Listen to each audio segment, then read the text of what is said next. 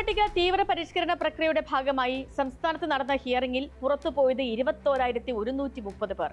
ഇതിൽ 2,804 പേർ എന്യൂമറേഷൻ കാലത്ത് മരിച്ചവരും 1,039 പേർ വിദേശ പൗരത്വം സ്വീകരിച്ചവരും 17,287 പേർ താമസം മാറിയവരുമാണെന്ന് മുഖ്യ തിരഞ്ഞെടുപ്പ് ഓഫീസർ പ്രഖ്യാപിച്ചു.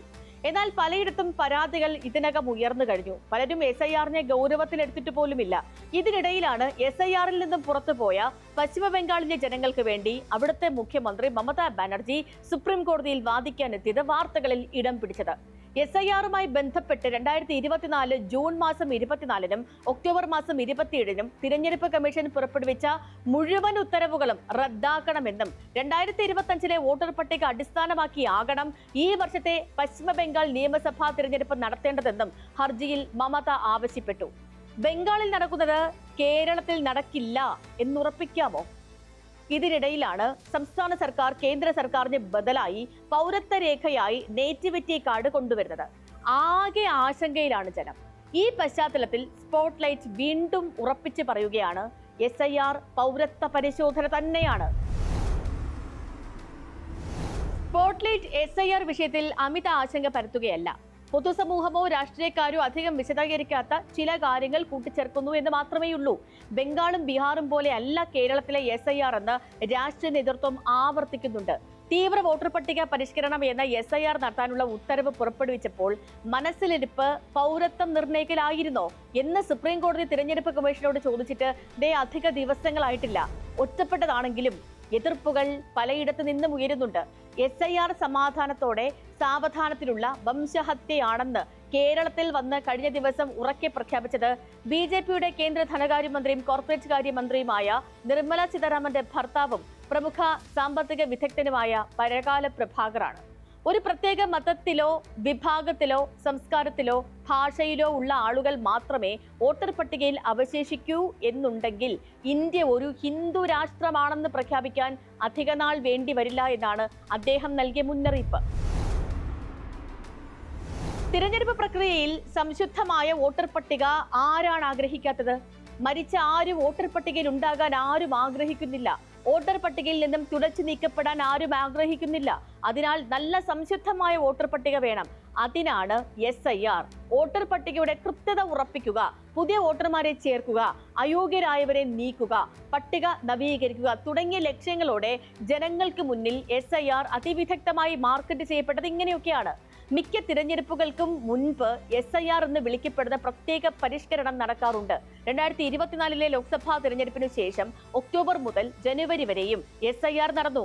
അത് കഴിഞ്ഞപ്പോൾ തിരഞ്ഞെടുപ്പ് കമ്മീഷൻ ഒരു ഏജൻസിയെ കൊണ്ട് പഠനം നടത്തി ആ പരിഷ്കരണം തൃപ്തികരമല്ലെന്നും രാജ്യത്തെ വോട്ടർ പട്ടിക ഇപ്പോഴും കൃത്യമായില്ല എന്നും തീവ്ര വോട്ടർ പട്ടിക പരിഷ്കരണം എന്ന SIR ആവശ്യമാണെന്നും കണ്ടെത്തി.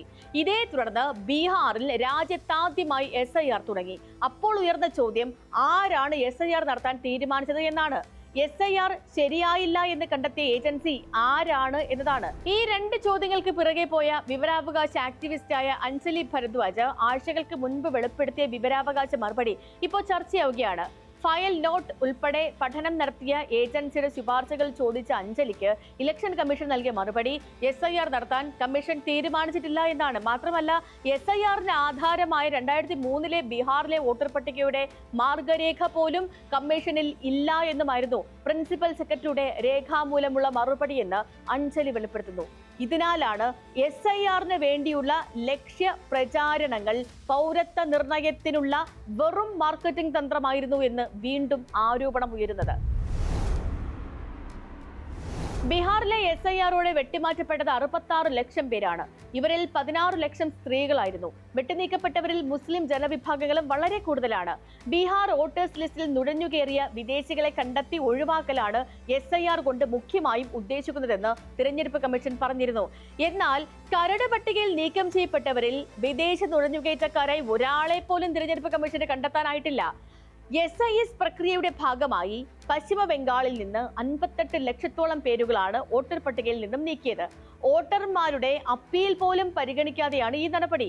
BJP ഭരിക്കുന്ന സംസ്ഥാനങ്ങളിൽ നിന്നുള്ള മൈക്രോ ഒബ്സർവർമാരെ ഉപയോഗിച്ചാണ് പേരുകൾ നീക്കം ചെയ്തത് എന്ന് മുഖ്യമന്ത്രി മമതാ ബാനർജി ആരോപിക്കുന്നു. വിവാഹം കഴിഞ്ഞ് ഭർത്താവിന്റെ വീട്ടുപേര് സ്വീകരിച്ച സ്ത്രീകളുടെയും ജോലി സംബന്ധമായി മാറി താമസിക്കുന്നവരുടെയും പേരുകൾ ലിസ്റ്റിൽ നിന്നും നീക്കം ചെയ്യുന്നു.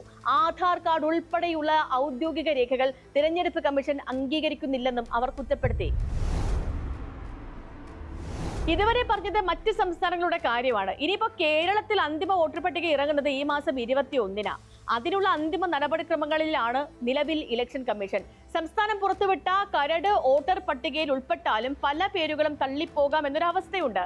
ഇലക്ഷൻ കമ്മീഷൻ എതിർപ്പ് ഉന്നയിച്ചാലാണ് പുറത്താവുക. അതിനെയാണ് അൺമാപ്പിംഗ് ലോജിക്കൽ ഡിസ്ക്രിപ്പൻസി എന്നൊക്കെ പറയുന്നത്. തിരഞ്ഞെടുപ്പ് കമ്മീഷന്റെ യുക്തി പരിശോധനയിൽ പരാജയപ്പെടുന്നവരാണ് ഇത്തരം പുറത്താകൽ ലിസ്റ്റിൽ ഉൾപ്പെടുക. ഒരേ പേരിൽ രണ്ടിടത്തുണ്ടെന്ന് തിരിച്ചറിഞ്ഞാൽ യുക്തി പരിശോധന നടത്താവുന്ന നടപടിക്രമമുണ്ട്. ഓരോ ഫോട്ടോ രണ്ടിടത്ത് വന്നാലും പരിശോധന നടത്തും. ഫേസ് ഡിറ്റക്ഷൻ എന്ന സാങ്കേതിക വിദ്യ ഉപയോഗിച്ചാണ് ഇത്തരം യുക്തി പരിശോധനകൾ നടത്തുക. അങ്ങനെ യുക്തി പരിശോധനയിൽ പരാജയപ്പെടുന്നവർക്ക് ക്ലെയിം ഉന്നയിക്കാം. അതിനെ സമയപരിധി ഇതിനകം കഴിഞ്ഞിട്ടുണ്ട് കേട്ടോ. ഈ മാസം 21-ന് പുറത്തുവിടുന്ന അന്തിമ വോട്ടർ പട്ടികയിൽ തർക്കരഹിതമായി കണ്ടെത്തിയവരാണ് ഉൾപ്പെടുക. ആ പോളിംഗ് പ്രദേശത്ത് സ്ഥിരതാമസമല്ലാത്തവരെയും മാപ്പിംഗ് ചെയ്യാൻ കഴിയാത്തവരെയും ലോജിക്കൽ ഡിസ്ക്രിപ്പൻസി ഉള്ളവരെയും ലിസ്റ്റിൽ തുടരാൻ അനുവദിക്കില്ല എന്ന് തിരഞ്ഞെടുപ്പ് കമ്മീഷൻ വ്യക്തമാക്കി കഴിഞ്ഞു. തിരഞ്ഞെടുപ്പ് പടിവാതിൽക്കൽ നിൽക്കുന്ന കേരളം, തമിഴ്നാട്, പശ്ചിമ ബംഗാൾ ഈ സംസ്ഥാനങ്ങളിൽ കൂടി തിടുക്കപ്പെട്ട് ഇതേ പ്രക്രിയ കൊണ്ടുവരുന്നതിനെ വളരെ നിഷ്കളങ്കമായി കാണാൻ കഴിയില്ലെന്നേ. ദീർഘകാല തയ്യാറെടുപ്പുകളും കൂടിയാലോചനകളും ആവശ്യമായ പ്രക്രിയ ഇത്തരത്തിൽ തിടുക്കത്തിൽ നടത്തുന്നത് ജനവിധി അട്ടിമറിക്കാനാണെന്ന ആശങ്ക നേരത്തെ ഉയർന്നതാ. പൗരത്വ രേഖ കൂടി നൽകിയാലേ വോട്ടറാകൂ എന്ന നിബന്ധന നമ്മുടെ പ്രായപൂർത്തി വോട്ടവകാശത്തെ ഹനിക്കുന്ന തീരുമാനമാണ്. 2003 ശേഷം ജനിച്ചവർ പിതാവിന്റെയും മാതാവിന്റെയും പൗരത്വ രേഖകൾ സമർപ്പിച്ചാൽ മാത്രമേ വോട്ടറാകൂ എന്ന നിർദ്ദേശത്തിലാൽ എതിർപ്പുകൾ ഉയരുന്നുണ്ട്. രേഖകൾ ഇല്ലാത്തതിന്റെ പേരിൽ വോട്ടർ പട്ടികയിൽ നിന്നും ഒഴിവാക്കുന്നത് ഭരണഘടനയുടെ അനുച്ഛേദം 326 പൗരന്മാർക്ക് ഉറപ്പു നൽകുന്ന സാർവത്രിക വോട്ടവകാശത്തിന്റെ പൂർണ്ണമായ ലംഘനമാണെന്ന് സംസ്ഥാന സർക്കാരിന്റെ നിയമസഭയിൽ പ്രമേയം വ്യക്തമാക്കുന്നുണ്ട്. BLOമാരും ഇലക്ടറൽ രജിസ്ട്രേഷൻ ഓഫീസർമാരും അസിസ്റ്റന്റ് ഇലക്ടറൽ രജിസ്ട്രേഷൻ ഓഫീസർമാരും പൗരത്വം നിർണ്ണയിക്കുന്ന സാഹചര്യം ഒരുങ്ങിയത് SIR വഴിയാണ്. അവരുടെ തീരുമാനത്തിൽ പരാതിയുള്ളവർ അപ്പീലുമായി ജില്ലാ കളക്ടറെയും തുടർന്നും പരാതിയുള്ളവർ അപ്പീലുമായി തിരുവനന്തപുരത്തെ മുഖ്യ തിരഞ്ഞെടുപ്പ് ഓഫീസറെയും സമീപിച്ച് വിചാരണയ്ക്ക് വിധേയരാകണം. അവരും തള്ളിയാൽ മുന്നിലുള്ള വഴി അടഞ്ഞു.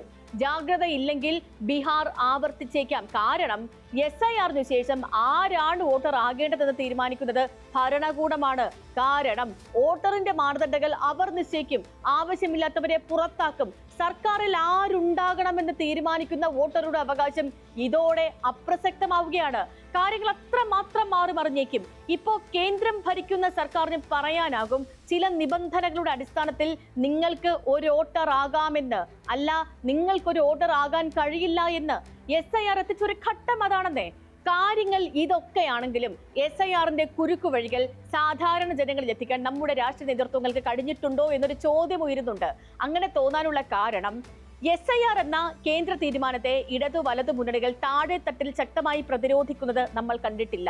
കേരള സർക്കാർ പാസാക്കിയ പ്രമേയവും നിയമ നടപടികളും SIRൽ നിന്നും പുറത്താകുന്നവരെ തിരിച്ചു കയറ്റാനുള്ള ഇടപെടലുകളും വിസ്മരിക്കാനാവില്ല. എങ്കിലും നേരത്തെ പറഞ്ഞതുപോലെ ജനങ്ങളോട് SIRന്റെ രാഷ്ട്രീയം എത്തിക്കാൻ രാഷ്ട്രീയ കക്ഷികൾക്കാവുന്നില്ല എന്നത് പറയാതിരിക്കാനാവില്ല. ഇത്തരം ജാഗ്രതയും വേണ്ടത് തന്നെയല്ലേ? കാരണം SIRന്റെ പേരിൽ ഒരാൾ പോലും പൗരത്വ ഭീഷണി നേരിടുന്നത് സഹിക്കാനാവില്ല എന്നതു തന്നെ. പ്രമുഖ രാഷ്ട്രീയ നിരീക്ഷകൻ കൂടിയായ പരകാല പ്രഭാകർ തന്റെ തൃശൂരിലെ പ്രസംഗത്തിൽ കൂട്ടിപ്പറഞ്ഞത് ആവർത്തിച്ച് സ്പോട്ട്ലൈറ്റ് അവസാനിപ്പിക്കുകയാണ്. SIR വെറുമൊരു തിരഞ്ഞെടുപ്പ് പ്രശ്നമല്ല. ഇത് അപകടത്തിലാക്കിയത് ഒരു സാർവത്രിക വോട്ടവകാശം മാത്രവുമല്ല, നമ്മുടെ റിപ്പബ്ലിക്കിനെ തന്നെയാണ്. നിങ്ങൾ പൗരത്വത്തെ കൊല്ലുകയാണെങ്കിൽ ആധുനിക ലോകത്ത് നിങ്ങൾ പൗരനെ കൊല്ലുകയാണ്. കാരണം പൗരത്വത്തിന്റെ ഹൃദയം വോട്ടവകാശമാണ്. സ്പോട്ട്ലൈറ്റിന്റെ മറ്റൊരു വിഷയമായി നാളെ വീണ്ടും ഇതേ സമയം. നമസ്കാരം.